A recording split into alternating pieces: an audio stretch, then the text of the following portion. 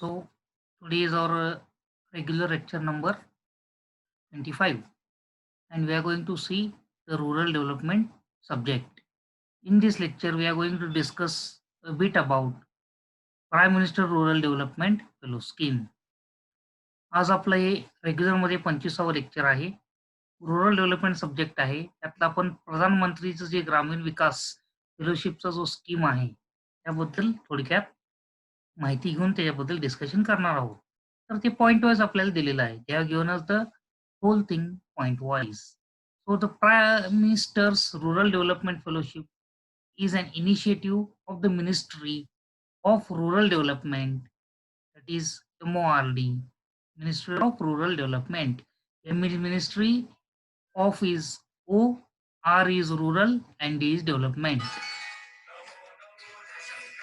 In this manner, we are going to see actually which are the things which are to be developed. Then Government of India implemented in calibration with state governments. The focus of the program is on reduction of poverty and improving the lives of the people in rural India. So what is the meaning of this actually? If we thoroughly study this, one thing which we can make out is Government of India is trying to improve the living standard of the people living in the rural area.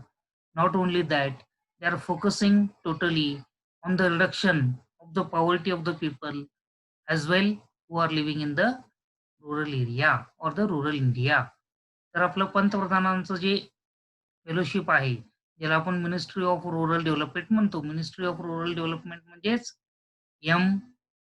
MORD, ministry of rural development. आणि government of India जे आहे त्यांनी implement केले कोलॅबोरेशनमध्ये state गव्हर्नमेंटशी. The focus of the programme is on reduction of poverty and improving the lives of people in rural India. म्हणजेच काय, government of इंडियानं काय केलंय, कोलॅबरेट केलंय कुणाबरोबर? राज्य सरकारांच्या बरोबर. राज्य सरकारांच्या बरोबर कोलॅबरेट करून त्यांनी असं ठरवलंय की पूर्ण जो त्यांचा फोकस असणार आहे, तो फोकस कशावर राहील, तर आपल्या ग्रामीण भागातली जी आपले बांधव आहेत, त्या ग्रामीण भागातल्या आपल्या बांधवांचं जी गरीब परिस्थिती आहे, त्यात सुधारणा करावं, ते गरिबी त्यांची पूर्णतः काढून टाकावं, यासाठी त्यांचं पूर्ण प्रयत्न आहेत. एवढंच नाही तर सेकंड पॉइंट काय सांगतो आपलं, in this program was formally launched in September 2011 with the objective of 2011 साली हे प्रोग्राम सगळ्यात पहिल्यांदा लॉन्च झालं होतं. आणि त्याचे ऑब्जेक्टिव्ह कोणते होते, तर सगळ्यात पहिल्यांदा बघा, providing short time catalyst support to the district administration in integrate action plan districts to prove program delivery. तर सगळ्यात पहिल्यांदा काय होतं, catalyst support to the district administration. त्यात इंटिग्रेट ॲक्शन प्लॅन म्हणून होतं ते जिल्हा भागात, आणि तिथं ॲक्च्युअली प्रोग्रामला डिलिव्हर करायचं होतं. कॅटलिस्ट म्हणजे काय? कॅटलिस्ट ही अशी एक संकल्पना आहे की फॉर एक्झाम्पल जर तुम्ही केमिस्ट्रीत कॅटलिस्ट शिकला असाल, मराठीत कॅटलिस्टला काय म्हणतात मला माहित नाही. तर कॅटलिस्ट म्हणजे नेमकं काय तुम्हाला सांगतो, तो असा एखादा वस्तू आहे जो तुमच्या केमिकल रिॲक्शनचा स्पीड वाढवतो, प्लस तुमच्या केमिकल रिॲक्शनमुळे येणारे बाय प्रोडक्ट्स चांगल्या क्वालिटीचे येतात. खरं त्यात कुठल्याही प्रकारचं स्वतः तो कुठलाही हस्तक्षेप करत नाही किंवा त्याचे कुठलेही साईड इफेक्ट्स होत नाही. तो स्वतः कशात मिसळत नाही, फक्त त्याची क्वालिटीत सुधारणा होते. त्याला आपण काय म्हणतो, कॅटलिस्ट. अशाच पद्धतीनं जे प्राईम मिनिस्टरचं आपलं जे प्रोग्राम आहे, हे पण कॅटलिस्ट सारखं काम करून इंटिग्रेटेड ॲक्शन प्लॅन म्हणजे एकत्र येऊन काम करायची जी पद्धत आहे, ती त्यांनी करायचं इथं 100% ठरवलेलं आहे. Next is developing a cadre of committed and competent development leaders and facilitators who are available as a resource for rural development over long term. आणि असे जे लोक आहेत, असे आपली जी नौजवान विद्यार्थी आहेत, त्यांना असं तयार करायचं जे 100% कमिटेड असतील. कमिटेड म्हणजे काय, पूर्ण वाहून घेतलेले.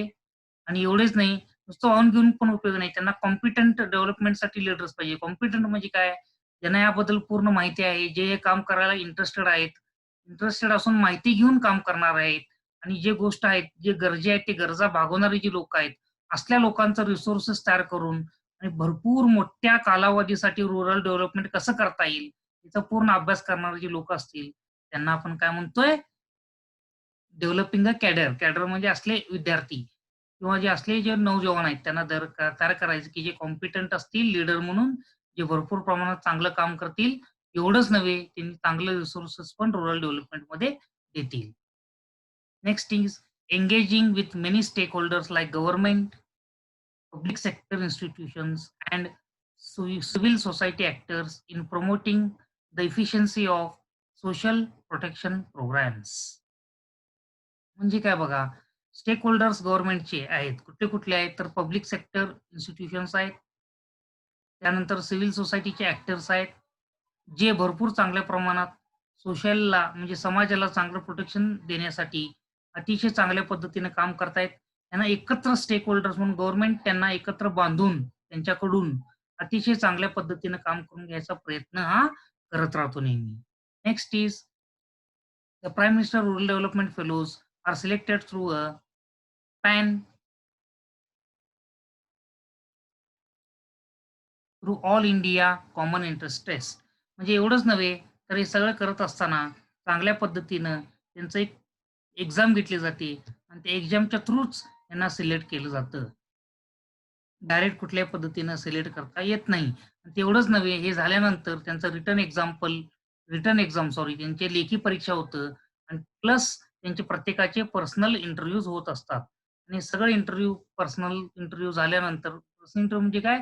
वैयक्तिक मुलाखत घेतली जाते. त्यातनं त्या विद्यार्थी जो आहे त्याची मेंटल कॅपॅबिलिटी, त्याची एकूण जी तयारी आहे, ते मानसिक आहे का पैसे कमवण्याची योजना करतोय, पूर्ण अभ्यास करून मगच त्यांना तिथं नेमणूक केली जाते. During the 2 years of fellowship, the PMRD fellows work closely with district collector of the integrated action plan. तर हे जे 2 वर्षाचा कालावधी आहे, 2 वर्षाच्या कालावधीमध्ये हे जे फेलोशिप ज्यांना आपण निवडलेलं आहे, ज्यांना गव्हर्नमेंटनं निवडलेलं आहे, हे जे आपले जिल्हा अधिकारी असतात, त्यांच्यासोबत एकत्रित येऊन इंटिग्रेटेड ॲक्शन प्लॅनच्या हिशोबानं काम करत असतात आणि ते जिल्हा वाईज हे बदलत असतात. Districts in improving programme delivery and interface with the marginalised sections of the populations with aim of reducing developmental and governance deficits. म्हणजे काय बघा, एवढंच नाही, तर अतिशय चांगल्या पद्धतीने काम करत असताना इंटरफेस होणं फार गरजेचं असते. डिलिव्हरी आणि इंटरफेस म्हणजे देणं आणि समोर येऊन एकमेकांची इंटरफेस करणं एवढंच नव्हे, marginalised sections of the populations म्हणजे जे गरजेचं आहे थोडेफार लोकांना सेपरेट करून मार्जिन पासून वेगळं करून त्यांच्याशी इंटरॅक्ट करून अतिशय चांगल्या पद्धतीनं डेव्हलपमेंटल करलं पाहिजे. चांगल्या पद्धतीने तिथं विकास केला पाहिजे. गव्हर्नमेंटचे जे चांगल्या गोष्टी आहेत तिथं ते इम्प्लिमेंट केले पाहिजेत. सगळ्या गोष्टींचा तिथं हे चांगल्या पद्धतीनं अभ्यास केला जातो. After the successful completion of 2 years fellowship, a PMRD fellow is required to spend 1 year in public service as a paid full-time employee of the state rural livelihood mission in the state to which she is assigned. एवढंच नाही, 2 वर्ष झाल्यानंतर जो पण prime minister rural डेव्हलपमेंटचा fellow आहे, त्यानं 1 वर्ष काम केलं पाहिजे पब्लिक सर्व्हिसमध्ये. तिथं फुल टाईम त्याला पगार देऊन काम करून घेतलं जातं आणि स्टेट रुरल लाईव्हलीहूड मिशन म्हणून आपलं जो प्रत्येक त्याच्या स्टेटला त्याला असाइन केलं जातं. म्हणजे समजा महाराष्ट्राचा आहे, त्याला समजा एखाद्या वेळेस राजस्थान दिलं, तर त्याला तिथं राजस्थानमध्ये जाऊन 1 वर्ष चांगल्या पद्धतीनं काम केलं पाहिजे पब्लिक सर्व्हिसमध्ये. त्याला पूर्ण पगार देऊन पूर्ण वेळ काम करून घेतलं जातं. अशा पद्धतीने हे फेलोशिपचं काम आहे. The first batch has 140 fellows who were placed across 83 districts in 9 states. एकदम पहिल्यांदा जी बॅच होती ती 140 जणांची होती. त्यात 83 जिल्ह्यात 9 राज्यात त्यांना नेमणूक करण्यात आली होती. In 2014, the fellowships was expanded to included 7 more states covering northeastern region as well as Jammu आणि काश्मीर. यात एवढंच नव्हे, तर त्याच्यात पुढं वाढवून फक्त 7 राज्यापुरतं न घेता त्यांना पुरतं नॉर्थ ईस्टर्न रिजन म्हणजे आपले आसाम, नागालँड हे जे भाग आहेत तिथपर्यंत ते नेलं आणि एवढंच नव्हे, तर त्यात जम्मू आणि काश्मीरचे देखील भाग जे आहेत त्यांना त्यात समाविष्ट करण्यात आलेलं होतं. As the knowledge partner of MORD is Total Institute of Social Science provides holistic support to fellows to acquire knowledge professional skills, and capabilities required to engage in the transformative development work with the people, the state and non-state institutions. फक्त एवढंच नव्हे, तर हे लोकं काय करतात, त्यांना अतिशय चांगल्या पद्धतीनं सपोर्ट करतात. कशासाठी? तर त्यांना जे नॉलेज आहे, ते नॉलेज त्यांना घेता आलं पाहिजे. कुठले नॉलेज पाहिजे? तर प्रोफेशनल स्किल पाहिजे. त्यानंतर कॅपॅबिलिटीज म्हणजे जे गोष्टी आपल्या अंगीभूत लागतात, त्याला आपण कॅपॅबिलिटीज म्हणतो. ते कॅपॅबिलिटीज त्यांच्या डेव्हलप करण्यासाठी भरपूर प्रयत्न केले जातात. त्यासाठी तर ट्रान्सफॉर्मेटिव्ह डेव्हलपमेंट एक लक्षात घ्या. निसर्ग आहे, ह्यात सगळ्या गोष्टी बदलत जाणार. कारण ते लोकांचं सगळ्यात पहिल्यांदा काय होतं, लोकं बदलला शक्यतो एक्सेप्ट करत नाही. तर हे जे ट्रान्सफॉर्मेटिव्ह आहेत किंवा ट्रान्सफॉर्मेटिव्ह डेव्हलपमेंट काय बदल होत जे विकास होणार आहे, त्यांना त्याबद्दल चांगल्या प्रकारे अभ्यास करून लोकांना त्यात कसं इन्व्हॉल्व करून घ्यायचं, याबद्दल अतिशय चांगल्या पद्धतीनं तिथं आपण त्यांना नॉलेज देत असतो आणि त्यातनं त्यांना तयार करतात.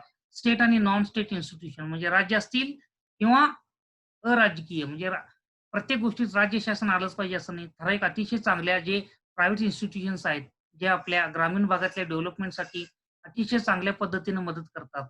अशा लोकांना पण त्यात घेणं अतिशय गरजेचं आहे. In order to support the fellows at the districts with their academics work, the institute has set up PMRDF support cell in Delhi, Raipur, Hyderabad, Guwahati and Mumbai. एवढंच नव्हे, तर प्रत्येक जिल्हा अकॅडमिक वर्क आहे, ते इन्स्टिट्यूटने तिथं सपोर्ट सेल तयार केलंय. तर ते सपोर्ट सेल कुठं-कुठं आहे? दिल्लीला आहे आपल्या देशाची राजधानी, त्यानंतर रायपूरला आहे, हैदराबादला आहे, गुवाहाटीला आहे आणि मुंबईला आहे. हे बघा आपल्या देशाची जे महत्त्वाचे 5 कोपरे आहेत. सगळीकडे यांनी एक प्राईम मिनिस्टर रुरल डेव्हलपमेंट फेलोशिपचा सपोर्ट सेल त्यांनी तिथं तयार केलेला आहे. आणि ते सपोर्ट सेल हे 5ही बाजूनं पूर्ण देश अॅक्वायर करून असल्या फेलोशिपमध्ये जे काम करणार आहेत, त्यांना भरपूर प्रमाणात सपोर्ट करायचं हे काम करत असतं.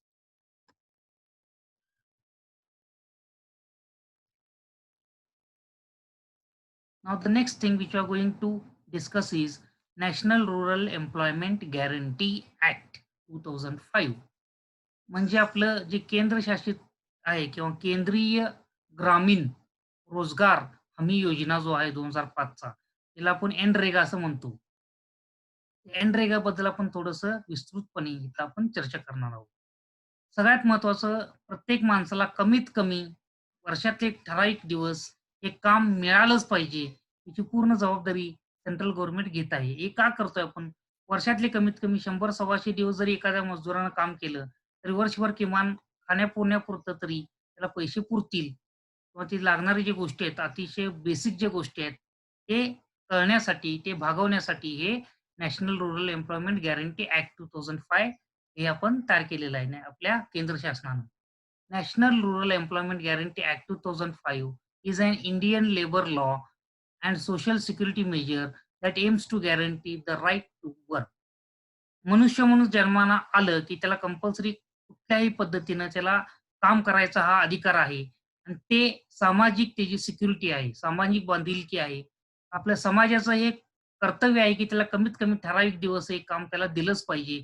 जेणेकरून त्याची गृहस्थी, त्याचं घर, त्याची फॅमिली ही अतिशय चांगल्या पद्धतीनं किमान सर्व्हायव्ह तरी होतील, याची आपण गॅरंटी त्याला देता आली पाहिजे आपल्या ग्रामीण भागातल्या लोकांना. It was launched by our ex prime minister Shri Manmohan Singh. आपले जे मनमोहन सिंग होते आपले पूर्वीचे, मनमोहन सिंग आपले अतिशय चांगल्या उत्कृष्ट अर्थमंत्री होते, ज्यांनी भारताच्या अर्थव्यवस्थेला अतिशय मजबूत केलं. असे जे आपले प्रधानमंत्री होते, त्यांचं नाव होतं श्री मनमोहन सिंग. त्यांनी हे तयार केलेलं आहे आणि त्यांनी याची सुरुवात केली आहे आणि त्याला रुरल डेव्हलपमेंट आर-डीच्या अंडर त्यांनी त्यात घातलेलं आहे. Later on it came to be known as the Mahatma Gandhi national rural employment guarantee act. त्याच गोष्टीला नंतर नेहमीप्रमाणे नाव बदलण्यात आलं. नेहमीप्रमाणे त्याला नाव आलं Mahatma Gandhi national rural employment guarantee scheme. म्हणजेच त्याला त्यांनी काय केलं मनरेगा केली. सुरुवातीला एनरेगा होतं, त्याला नंतर मनरेगा केली. म्हणजे काम तेच राहिलं, फक्त त्याचे नाव बदलत गेलं. The next thing is due to the utmost poverty and unemployment, programs provide unskilled manual workers with short term employment on public works such as irrigation, infrastructure, reforestation, soil conservation, road construction etcetera. अतिशय भयानक परिस्थिती आहे ग्रामीण भागात. ठराविक ठिकाणी जर तुम्ही गरिबी आपण जर पाहिलं, आपण नशिबानं पश्चिम महाराष्ट्रात जन्मलोय. इथं फार चांगले मोठे-मोठे आपले जे राजकीय लोकं होती ती त्यांनी आपल्याला एवढं डेव्हलप करून ठेवलं, की आपल्याला कधी अन्न-पाण्याची तर कमीत कमी कुणालाही त्रास झालेला नाही. तर सगळीकडे ही मुलांनो, सगळीकडे ही परिस्थिती नाही आहे. तर किमान लोकांना जे शिकले नाहीत त्यांना कमीत कमी काहीतरी काम मिळावं. शॉर्ट टर्म पूर्ण वर्षभर नाही, किमान 1/3 जे इयर आहे, तेवढं तरी त्यांना काम मिळावं. त्यासाठी पब्लिक वर्क्सची जी कामं निघतील, त्यातनं ह्यांना ते काम द्यायचं काम आपल्या ही गव्हर्नमेंटनं केलेलं आहे. त्यात कुठल्या प्रकारची कामं येतात, तर इरिगेशनचे जे इन्फ्रास्ट्रक्चर आहेत, इरिगेशनसाठी आपण माहीत आहे तुम्हाला, कॅनल काढतो, डॅम्स बांधतो छोटे-मोठे. कोल्हापूर टाइप बंधारा बांधतो. सगळीकडे वॉटर सप्लायचे स्कीम्स फॉलो करतोय. तर सगळीकडं त्या लोकांना आपण कामं देत असतात. त्यानंतर जे रिफॉरेस्टेशन आहे. रिफॉरेस्टेशन म्हणजे काय आता बघितलं तुम्ही सगळीकडे जंगलचं प्रमाण कमी व्हायला लागलंय. ते परत वाढवण्यासाठी सगळीकडे आपण काय करतो भरपूर जास्तीत जास्त प्रमाणात जे वृक्षारोपण आहे ते करायचा आपण प्रयत्न करत असतो. त्यातनं पण यांना कामं देत असतो. द्यायचा प्रयत्न केलेला आहे आपल्या सरकारने. त्यानंतर जे मातीची धूप होते, ते रोखण्याचं पण काम जे आहे, त्यात पण ह्या लोकांची आपण मदत घेतो. त्यांना काय फुकट पैसे द्या असं त्या लोकांनी कधी म्हटलं नाही. त्यांना काम देऊन ते पैसे द्यायचे लक्षात घ्या. फुकट पैसे गव्हर्नमेंट देत नाहीये. कामं लावून, चांगल्या पद्धतीचे काम करून आपल्या देशाचं पण डेव्हलपमेंट होईल. त्या स्वतः लोकांचं डेव्हलपमेंट होईल.